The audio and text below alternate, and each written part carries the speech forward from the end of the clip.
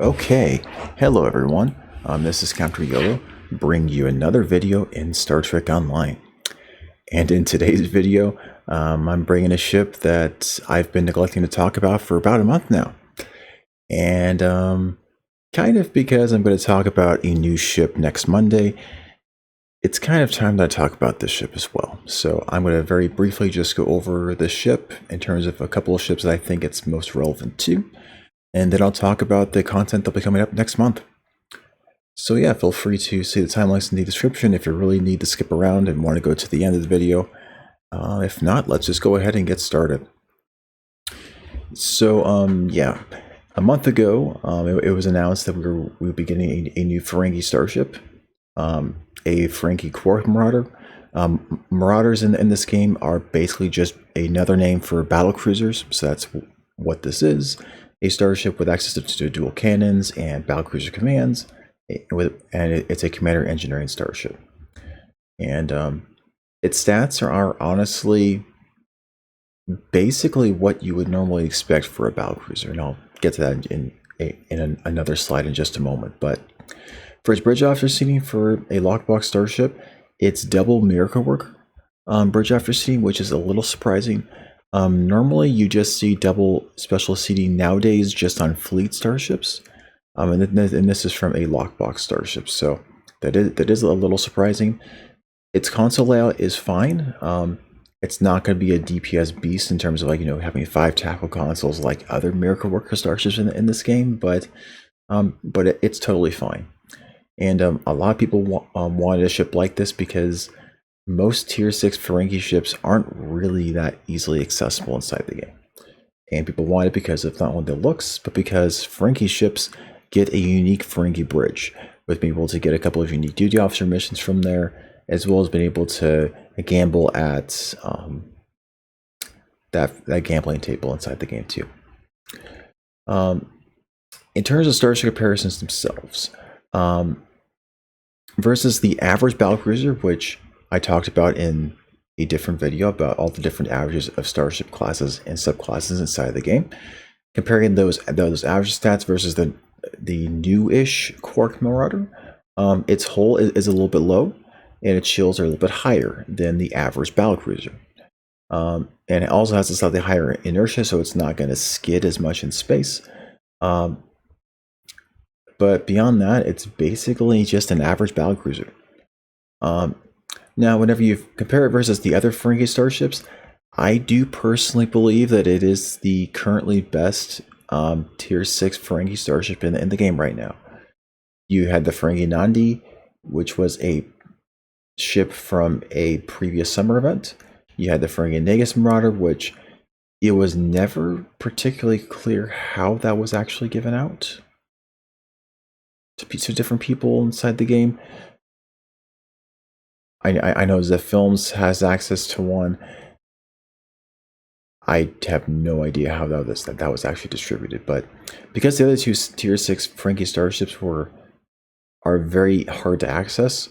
One is from a previous event / from Phoenix Packs at Epic. The other one was unknown how to get that thing. There's a lot of demand for it, especially for having access to a new Ferengi Negus or access to it through like Phoenix Packs or a lockbox promo pack, something like that. And so they decided just to give us a new ship that works a little bit differently. I think its bridge officer seating is a bit better. However, if you wanted 5 tactical bridge officer abilities, the Ferengi Negus could be considered slightly better than the Quark. In basically all other situations, I would consider the Quark better than the Negus. Although, yes, the Negus has its own unique skin available to it that you can put on that ship or the Quark or the tier 5U decor. When it comes to other ships, most people are going to compare this to the other Miracle Worker starships because, of course, they're going to compare this to the other Miracle Worker starships inside the game. So there's the 2 other legendary Miracle Worker cruisers from the Legendary Bundle that came out a few months ago. As you can see here from the base stats, the Legendary Constitution is pretty much a battle cruiser in terms of its base stats, but it has full cruiser commands and does not have access to dual cannons. So something to think about. The Sovereign is less maneuverable in terms of its turning, but it also has a higher hull ratio in Constellation. And of course, we have our two promo flight deck carriers that are very, very powerful in their own ways. Basically, same console layout, frankly, to the Quark. One more engineering console, one less science versus the Quark. But it's also got two hangar bays. And the reason why I think a lot of people don't like the Quark as much in terms of the raw stats is because they're like, why would I pick the Quark when, I mean, there's the Fleet Shepherd, Mercury Battlecruiser available from the fleet. That one's got 5 tactical consoles. Why would I pick the Quark? And it's kind of as I've noted, people wanted a ship like the Quark because of RP reasons. They wanted the looks and access to a Ferengi bridge at tier 6. It's pretty much what it comes down to. Even like the Kittenberg Alliance Battlecruiser, if you're someone who didn't really care about the specialist seating and just do regular bridge after seating, the Kittenberg is basically the same as the Quark. So 4 tactical consoles, access to dual cannons and battlecruiser commands, and the stats are pretty similar too, just a little bit lower hull and a little bit higher shields versus the Quark. And that one was a earnable free ship. If you don't have access to it, oh well, so be it. And of course, we have 2 other battlecruisers that are decently noteworthy as well, 2 Intel versions. They have some decent maneuverability, but the Avenger is a really old ship, so it is starting to show its age today. Again, as I've said, this is going to be a really short and concise video. This is what's coming up in the next little bit on this channel. Next Monday, I'll be doing a new video on the La Sirena. There's going to be a lot more discussion about that ship in particular, just because there's some interesting things to talk about with that ship. Double commander seating on a Raider is interesting. Plus, its base stats are actually pretty interesting to talk about versus its subclass. The week after that, I'll be finally putting out my video on the redo of the highest value starship packs inside of the game. I'll also talk about a lot in that video about why mega bundles are pretty much a ripoff now inside of the game, and why you should avoid them unless you're really going to fly all the ships in there. Not likely. Most people aren't going to. Most people stick to just a couple of ships, and they just buy others for consoles or traits. The week after that, I'm going to talk more in depth about the KDF stuff that we know thus far, as well as my own speculation at the end of that as to what I personally expect Cryptic to be releasing over the next 12 months when it comes to KDF additional content and revampings inside the game. It's very obvious that we're going to be building up to a KDF anniversary type of bundle for the anniversary event next year. That's pretty much a given at this point. I think that's partly why they're going to be doing this over the next 12 months, is to build up more additional excitement and a bigger play base for the KDF, so that when that KDF anniversary bundle comes out next year, it's going to sell well. And then I imagine they probably do something like Romulan for the year after that to deal with Picard, because Picard, yeah, well, I'll talk more about why those timings are going to work that way in that video.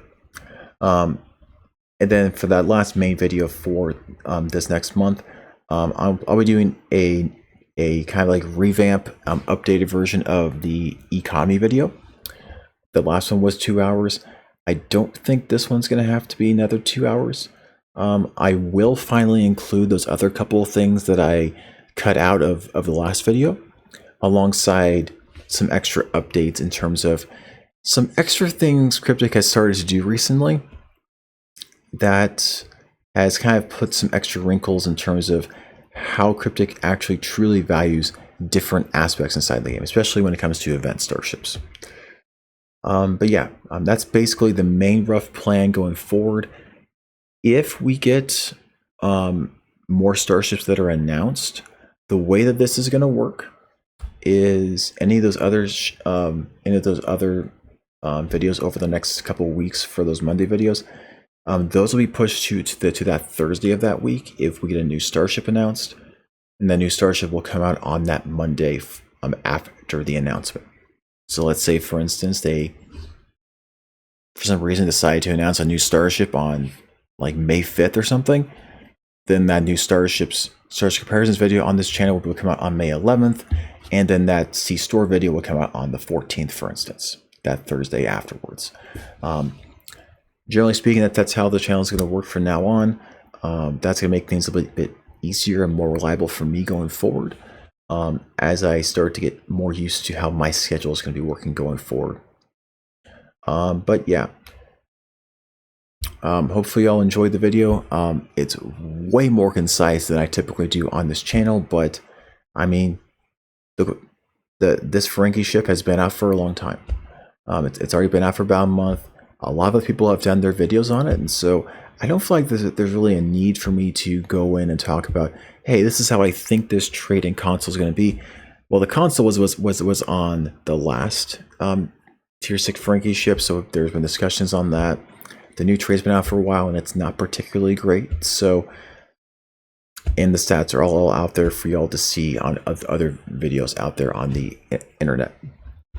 That new Starship Comparisons video for the La Sirena, well, its modified variant inside of Star Trek Online, will be out on Monday. And yeah, there is a plan for y'all going forward for the next little bit on the channel. Thank you all for watching. Please stay safe and stay healthy during this time. If y'all would like me to go into some more details as to how things are going, feel free to let me know, and I'll be happy to talk more about that in depth on my Facebook page. I don't feel that that's particularly the place to put it here on YouTube, just because this channel is more for gaming than for talking about IRL things. But if you want me to talk about those, I am more than happy to. I've looked at and helped process a lot of the data here where I'm working as a research analyst. So if that's of interest to you, let me know, and I'll make some posts talking about it. Again, thank you all for watching. Thank you for being patient with me during this crazy time, and for me as I start to get back into a groove of doing videos again and trying to work through my internet issues and being throttled so much as I've been making videos here on the channel. Stay safe, everyone.